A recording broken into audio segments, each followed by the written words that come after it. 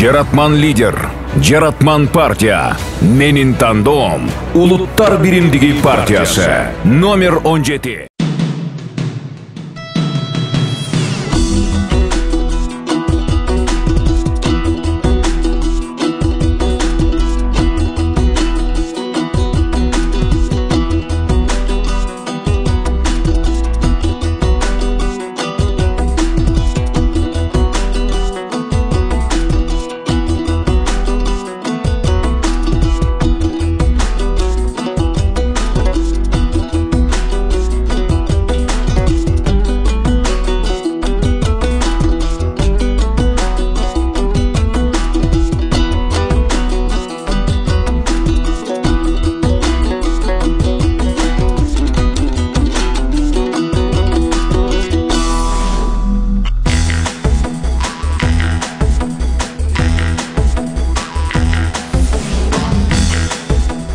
Урматтуу жерлештерим, кымбаттуу чалмалык туугандарым, алыстан жакындан келген жакындарым. Бүгүн ушундай жакшы күндөрдө сиздер менен жүзмө-жүз көрүшүп турганыбызга абдан кубанычтабыз. Мен мына баардыгыңыздарды көрүп кубанып турам.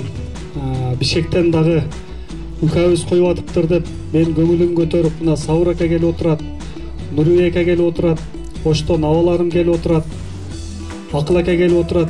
Баардыгыңыздарга рахмат. Мени көп айтышат.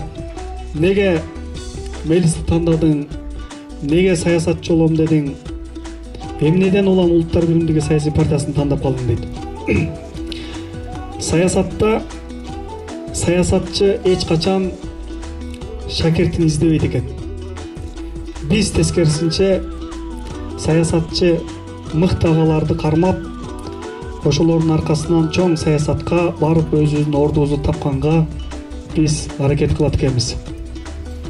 Тилекке каршы 30 жылдык биздин тарыхыбызда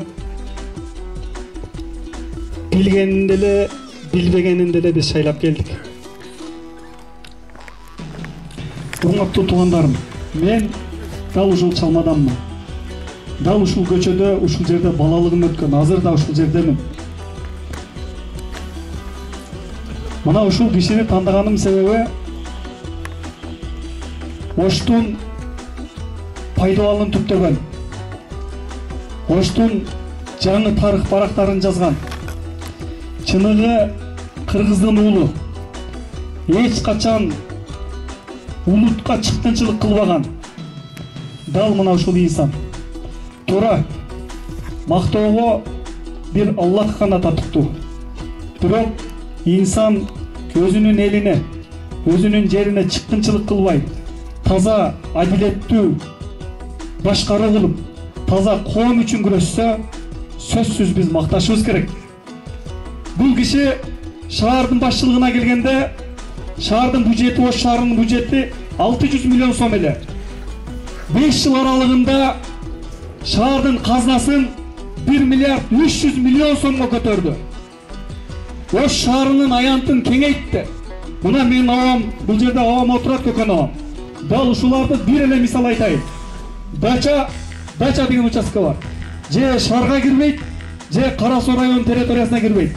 Дал ушул кишинин демилгеси менен Дача Ош шаарынын карамагына өтүп, газ тартылып, таза суу тартылып, айтор бүт бардык кылган иши ушул элге болду.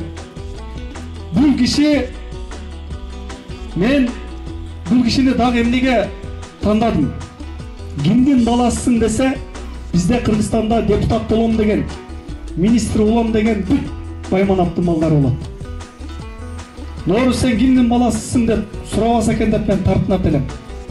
Себеп мугалим биздин коомдо бааланбай калды. Мына мен атам мугалим, мен ушул мугалимдин баласымын. Бирок жүрөгүм менен, жүрөгүм менен мен ушул мекенди сүйөм. Мына ушул киши мугалим болуп, мугалимдерди Ош шаарынын казнасынан акча ажыратып, мугалимдердин коммуналдык чыгымдарын бүт бардыгынан бошоткон. Таза суу, газ, свет, мусор, отопление, айтор мугалимдерге бүт бардык камкордугун кылган мына ушул киши. билимдүү коом болмойын биздин мамлекет эч качан өнүкпөйт туугандар. Ош шаарынын казынасы 1 миллиард 300 миллион сом эле. Башкы ошол боюнча турат. Сом инфляция болуп күчүн жоготту. Бирок доллар ошол убакта 46 эле. Бүгүнкү күнү 85ке чыкты. Ош шаарында эч кандай өзгөрүү болгон жок. Урматтуу туугандар, адамдын кылган ишине эмес, кылган аракетине да биз баа берели. Туура, бул бала жаш. Бул бизге эмне кылып койду дешиңер мүмкүн. А бирок башкалардын 1000 сомун алып, 2000 сомун алып, мына ушул убакка келдик го. Улуттар биримдиги элдик саясий партиясы өзүнүн тарыхында биринчи жолу жогорку кеңешке өзүнүн таза карапайым кандидаттары менен жогорку кеңешке коюп атат. Биздин партия эч качан бир дагы жолу далысы жерге тийип жеңилген эмес. Ош шаарында Атамбаевдин бийлиги, Атамбаевдин Кудайдын жердеги көлөкөсү деп Атамбаевдин этегинен намаз окуп жүргөндө дал ушул улуттар биримдиги партиясы 24 мандат алып, Ош шаардын кеңешин курап, коалиция курап, мына ушул мээрди койгон. Мына ошондуктан туугандар, өзгөрүүнү кааласак, өзүбүздөн баштайлык дейт. Бардыгыбыз таза болойлукчу. Бирөөнүн 1000 сом акчасына, бирөөнүн 2000 сом акчасына алданбайлыкчы. 30 жылдан бери баял Доромбек айткандай шорду кыргыз тарткылыгын али алдыда дегендей тарткылыбызды тартып келе атабыз. Жумушсуздук күндөн күнгө күчөп атат. Мына ушул айылда үйдүн mooрлорунан түтүн чыгып, биз кичинекейибизден отура ушул жерде ойнойт элек. Акыркы күндөрү айылда дагы ушул бүт шаарга качып, айылдын адамдары дагы азайып баратат, урматтуу туугандарым. Кудай кааласа, эгер тагдырыма жазылып, жогорку кеңешке өтүп калсам, мандат алып калсам, кнопканы ойноп баса турган эмес, ойлонуп баса турган. Ар бир баскан кнопкабыз дал ушул сиздердин кызыкчылыгыңыздар үчүн, сиздерге эч качан кыянатчылык кылбаш үчүн таза мыйзамдарды жазып, таза мыйзамдардын аткарылышын көзөмөлдөп, Кудай кааласа, элибиз үчүн, жерибиз үчүн кызмат кылып берем деген менде терең ишенич бар. Менин ата-бабам коррупционер болгон эмес. Мен жеги ичкичтин баласы эмесмин. Мен карапайым мугалимдин баласымын. Мен сиздердин уулуңуздармын. Кудай кааласа, жашым 30да. Көргөнүмдөн али көрө элегим көп. Эгер тагдырыма жазылып калса, урматтуу туугандарым, иштешти мына менен көрөсүңөр. Эч качан жүзүңөрдү жер каратпай, дайым башыңарды бийик көтөрүп, мына ушул биздин ул эле, мына ушул менин укам эле, мына ушул менин жердешим эле деп башыңарды бийик көтөрүп, сыймыктанып жүрөсүңөр. Эч качан чимкириктердин катарын толуктабайсыз, Кудайым буйруса. Рахмат жок.